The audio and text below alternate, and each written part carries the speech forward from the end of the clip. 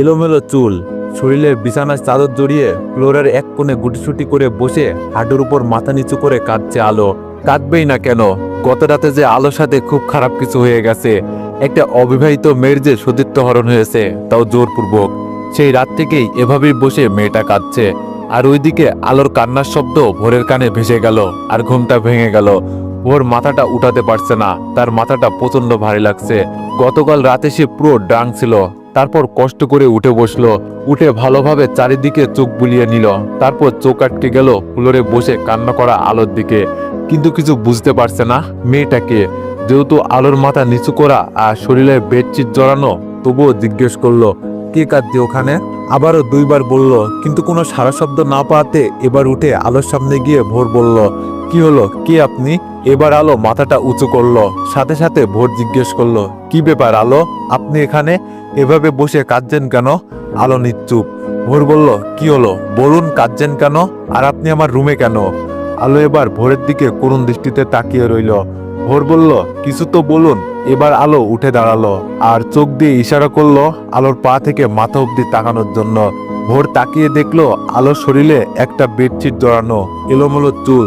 তারপর আলো ভোরকে আবারও ইঙ্গিত করে বোঝালো ভোর যেন মিররের সামনে যায়। ভোর 7-5 না ভেবে মিররের সামনে গিয়ে বড়সড় একটা ধাক্কা খায়।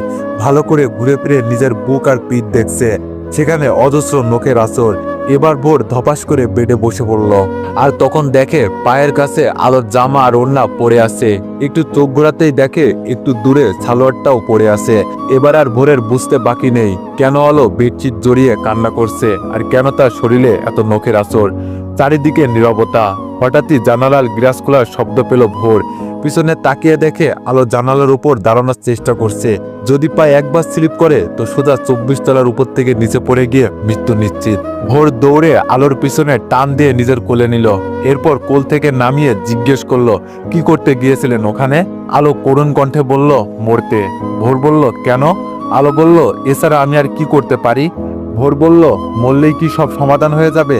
আলো বলল, হয়তো এটাই সমাধান, কারণ আমি যে মেয়ে। ভোর বলল, স্টপ দিস ননসেন্স। আলো বলল, এই মুখ এই সমাজে কি করে দেখাবো? আমার বাবার সামনে কি করে দাঁড়াবো? তার ফুলের মতো মেয়েটা যে বিয়ের আগেই নষ্ট হয়ে গেছে, কি করে সেই নষ্ট ফুলকে বাবা দেখবে? বাবা যে আমার মরেই যাবে। আপনি বিখ্যাত, ধনশীল, নামকরা সার্থক বিজনেসম্যান। আপনার টাকার নিচে আপনার সব অপরাধ চাপা পড়ে যাবে। সমাজে আপনার দিকে হাত তুলবে না, সবাই আলো মেয়েটার দিকেই হাত তুলবে। হয়তো বলেই বসবে মেয়েটা একটা প্রস্টিটিউট। এটা বলার সাথে সাথে ভোর সজোরে আলোর গালে একটা ঠাস করে থাপ্পড় বসিয়ে দেয়। আলো বসে কান্না করতে থাকে। চারিদিকে আবার নিস্তব্ধ হয়ে গেল। একটা গম্ভীর গম্ভীর ভাব আশ্রে দেয়ালে, যেন সব থমকে গেছে। নীরবে আলো কাঁদছে, আর ওইদিকে আকাশ পানে তাকিয়ে ভোর ভাবছে। কি ভাবছে তা সে নিজেও জানে না। নীরবতা ভেঙে ভোর বলল, রেডি হয়ে নাও 10 মিনিটের মধ্যে। আলো গালে হাত দিয়ে ফুপিয়ে ফুপিয়ে কাঁদতে কাঁদতে বলল, কেন? ভোর বলল, আমি বলছি তাই, কোনো প্রশ্ন করো না। আলো আর কিছু না বলে পাশেই নিজের রুমে সেখানে চলে যায়। 10 মিনিট পর ভোর রেডি হয়ে আলোর রুমে নক দেয়। ওয়ানেক্স হচ্ছে সবচেয়ে বিশ্বস্ত বুকমেকার, যা পিএইচডি এবং সিরিয়া অ্যাপের অফিসিয়াল পার্টনার। 22শে মার্চ থেকে ইন্ডিয়ান প্রিমিয়ার লিগ শুরু হতে চলেছে, এবং এটি সবচেয়ে বড় সুযোগ আপনার প্রিয় দলকে সমর্থন করার। এই অ্যাপসে আপনি cricket, football, tennis live match দেখতে এবং তাদের স্কোর ভবিষ্যৎবাণী করে সহজেই অর্থ উপার্জন করতে পারবেন। সেই সাথে বিএমডব্লিউ গাড়ি, আইফোন, ল্যাপটপ এবং আরো অনেক নগদ পুরস্কার জেতারও সুযোগ রয়েছে। এই অ্যাপটিতে আপনি crush crystal, under and over 21 ইত্যাদি গেম খেলে সহজেই আয় করতে পারবেন। আপনি বিকাশ, নগদ, রকেট ব্যাংক, ক্রিপ্টো, পেপল এবং অন্যান্য সহজ পদ্ধতির মাধ্যমে সহজেই আপনার ডেটা টাকা তুলতে পারবেন। এখানে আপনি 24 ঘন্টায় 7 দিন গ্রাহক সহায়তা পাবেন। তাই এখনই পিন কমেন্টের লিঙ্ক ব্যবহার করে রেজিস্ট্রেশন করুন, অথবা গুগলে ওয়ানেক্স সার্চ লিখে রেজিস্ট্রেশন করুন। আর হ্যাঁ, রেজিস্ট্রেশনের সময় আমার প্রোমো কোড VODO7 ব্যবহার করে প্রথমবার ডিপোজিটে 20,000 টাকা পর্যন্ত পান। একটু পর আলো বেরিয়ে আসে। একটা সাদা 3 পিস পরেছে, লম্বা হাতওয়ালা। মেয়েটা সবসময় লম্বা হাতওয়ালাই 3 পিস পরে, লং 3 পিস পরে, কারণ তার গায়ের রংটা অল্প কিছু অংশ দেখা যায়। সাদা 3 পিসে মুখের কালো রংটা বেশ কালোতে ফুটে উঠেছে। তার উপর তো মলিন একটা চেহারা, চোখগুলো ফোলা, সারা রাত যেন কান্না করেছে। তারপর ভোর বলল, আমার সাথে আসো। আলো ভোরের পিছনে পিছনে যাচ্ছে। ভোর গিয়ে গাড়ির ড্রাইভ সিটে বসলো। তার পাশের সিটে আলোকে বসতে বলল। আলো গাড়িতে উঠলো। কোথায় নিয়ে যাচ্ছে আলো জানে না। ভোর গাড়ি ড্রাইভ করছে আর আলো বাইরে এক পলক তাকিয়ে আছে, নিস্তব্ধ সেই দৃষ্টি। ভোর মাঝে মাঝে তাকিয়ে দেখছে আলোকে, কিন্তু আলো তো সেই বাইরেই তাকানো।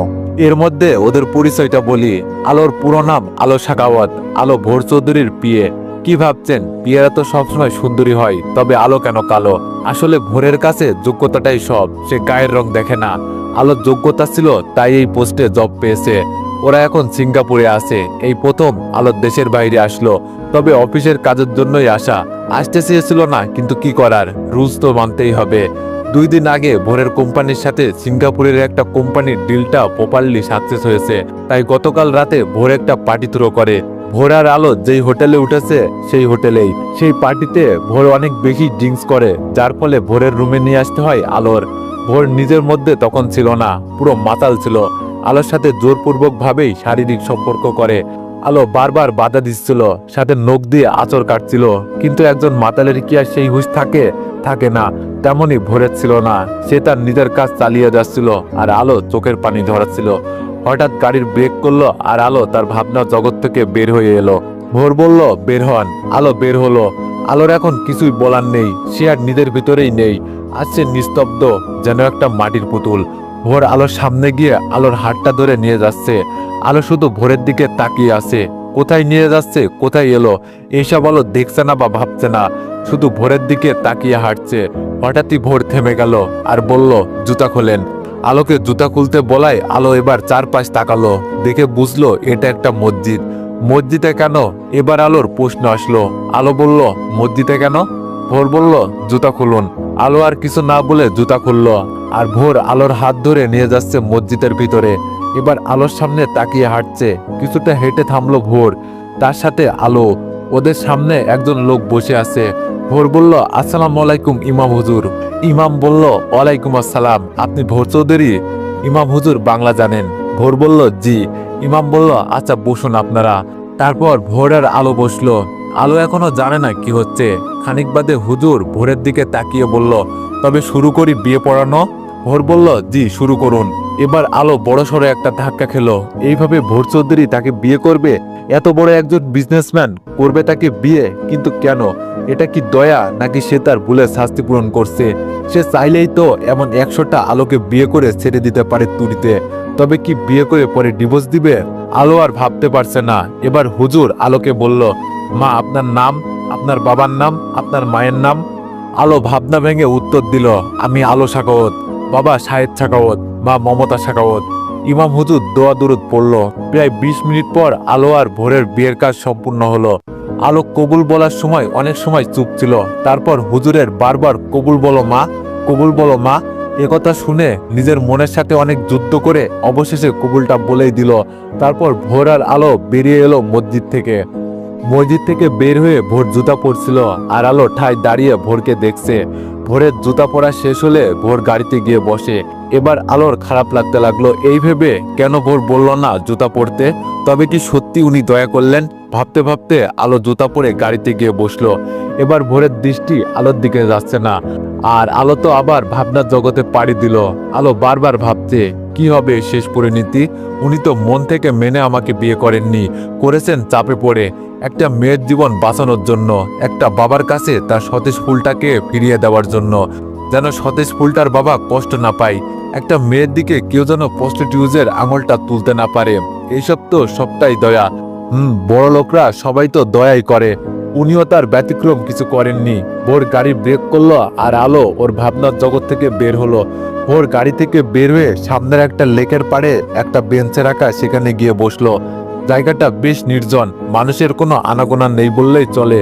আলো আর গাড়িতে বসলো না, কারণ আলোর মনে যে অনেক প্রশ্নের ভিড় জমিয়েছে, তাদের যে শান্তি দিতে হবে। তাই আলো গিয়ে বেঞ্চের এক কোনায় বসলো।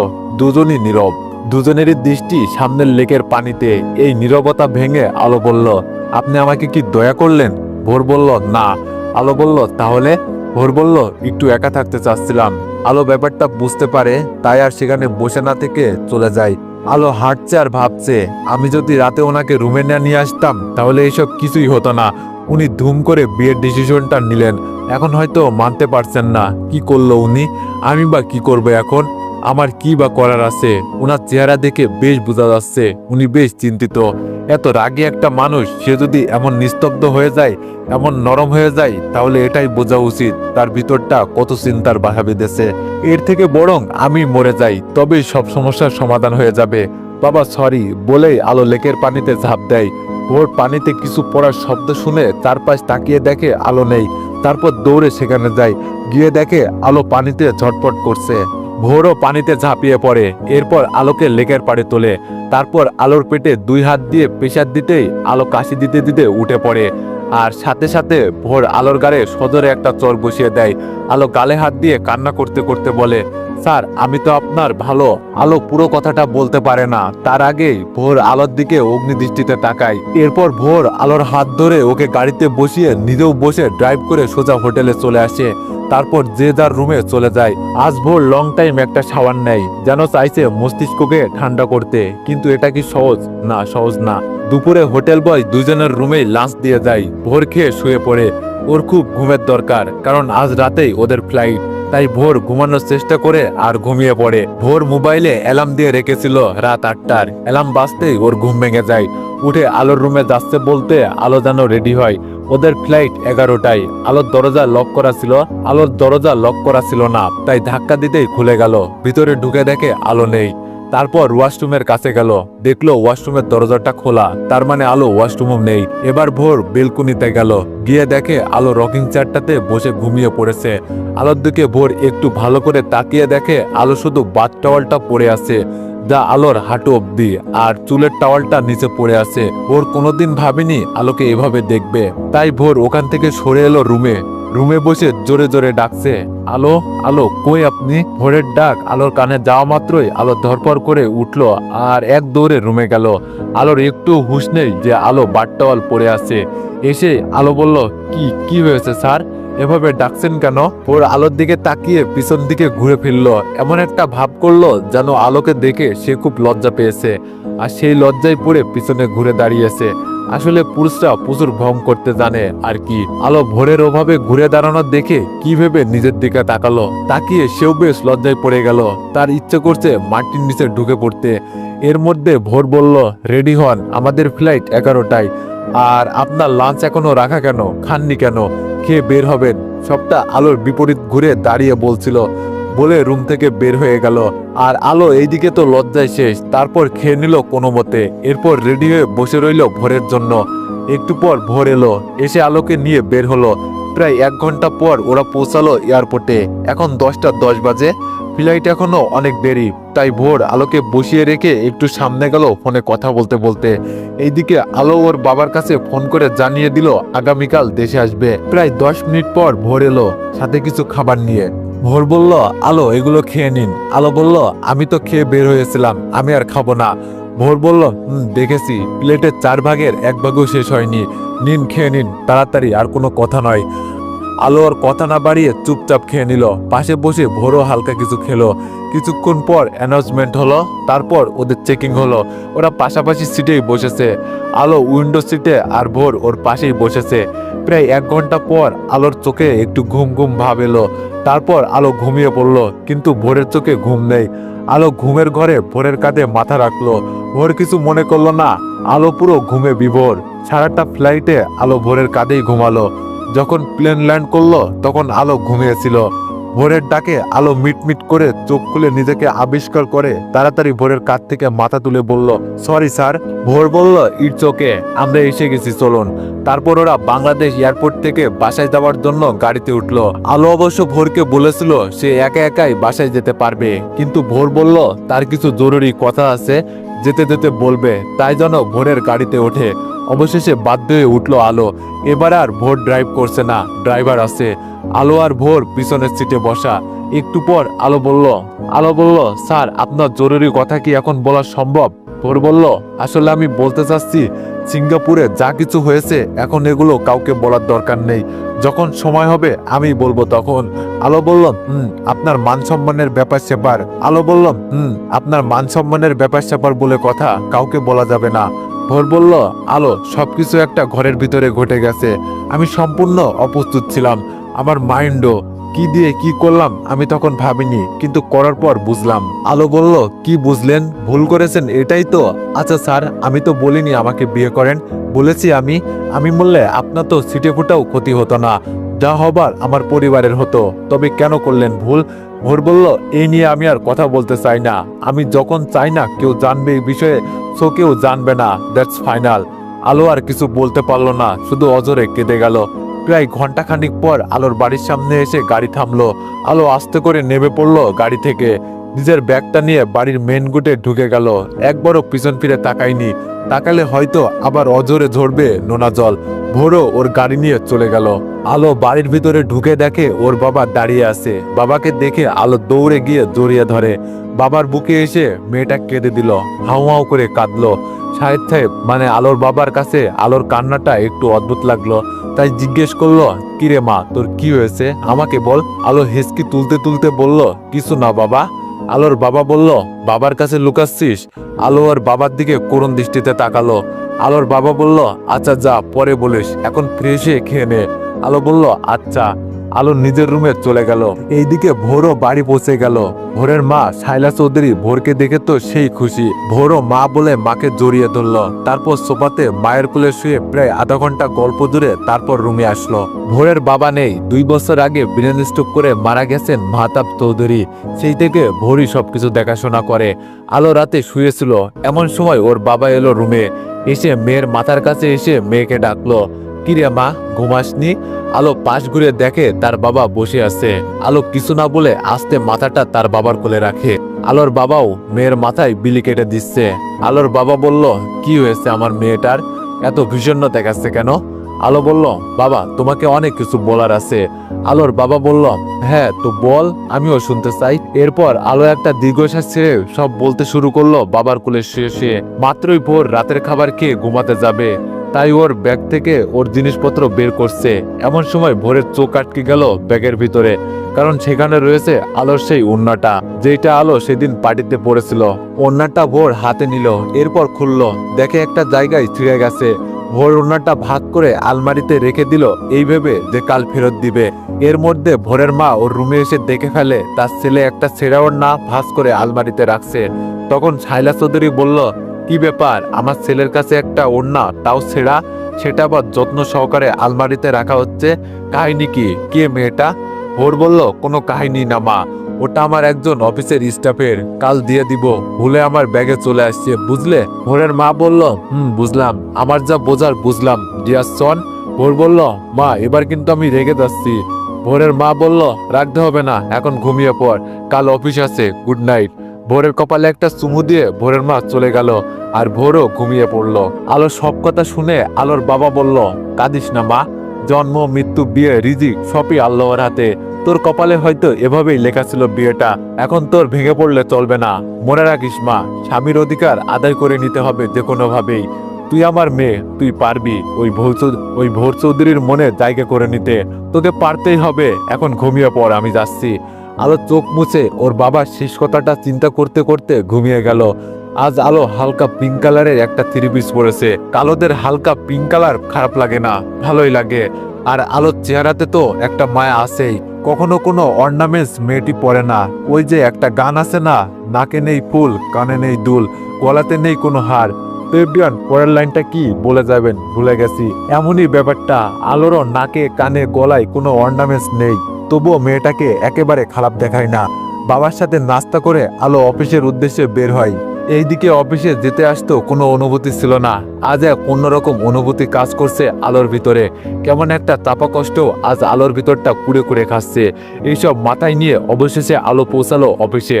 অফিসে গিয়ে সবার সাথে কুশল বিনিময় করে নিজের ডেস্কে এসে বসলো। তারপর নিজের ব্যাগটা রেখে ভোরের কেবিনে ঢুকলো।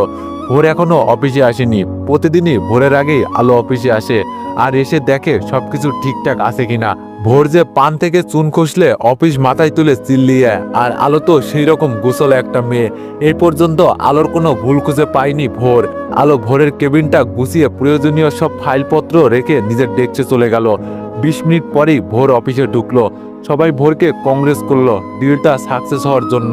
আর মীরা এসে তো ভোরকে জড়িয়েই ধরলো। মীরা ভোরের অফিসের স্টাফ, আবার ভোরের ক্লাসমেটও ছিল। ভোরকে মীরা পছন্দ করে, দুইজন দুজনকে তুমি করেই বলে, যেহেতু তারা ক্লাসমেট ছিল। ভোরের সাথে মীরাও ভোরের ডেস্কে যায়। মীরা বলল, ভোর তুমি কিন্তু সিঙ্গাপুর যেয়ে একটু শুকিয়ে গেছো। ভোর বলল, কি বলো, মা তো কিছুই বলল না, তবে কিন্তু যেতে পারতে আমাদের সাথে। মীরা বলল, যেতে তো চেয়েছিলাম, বাট হঠাৎই অসুস্থ হয়ে পড়লাম। ভোর বলল, ওকে মন খারাপ করো না, পরের বার যাবে। মীরা বলল, আচ্ছা। ও তুমি তো আজ আমাকে দেখলেই না, আমি যে নিউ ড্রেস পরেছি। ভোর বলল, ও খেয়াল করিনি। নাইস, তোমাকে কিন্তু এই 3/4 স্কার্টে ভালোই লাগে। আর সব থেকে বড় কথা, তুমি অনেক স্মার্ট এই অফিসের সব মেয়ের থেকে। মীরা বলল, হ্যাঁ, সব মেয়েগুলো আমার কাছে অ্যাডভাইস নেই, শুধু একজন ছাড়া। ভোর বলল, কে? মীরা বলল, কি আবার, তোমার পিয়ে আলো। তুমি আমাকে তোমার পিয়ের পোস্টার দিলেই পারতা। ভোর বলল, বুঝলাম, ওকে অনেক গল্প করেছি, এখন তবে কাজ শুরু করি। মীরা বলল, ওকে, সি ইউ লেটার, বাই। ভোর বলল, বাই। তো এভরিওয়ান, এই গল্পের নেক্সট পার্ট চাইলে বেশি বেশি কমেন্ট করো। আর কালকের গল্পটা চেঞ্জ করতে হয়েছে, তোমরা অনেকেই বলতাছো যে গল্পটি 18+ হয়ে যাচ্ছে। তো তোমাদের রিকোয়েস্টে কালকের গল্পটি চেঞ্জ করে নতুন একটি গল্প শুরু করলাম। তো আশা করি এই গল্পটা তোমাদের অনেক ভালো লাগবে, আর আশা করি তোমরা সবাই একটু সাপোর্ট করবা। ধন্যবাদ।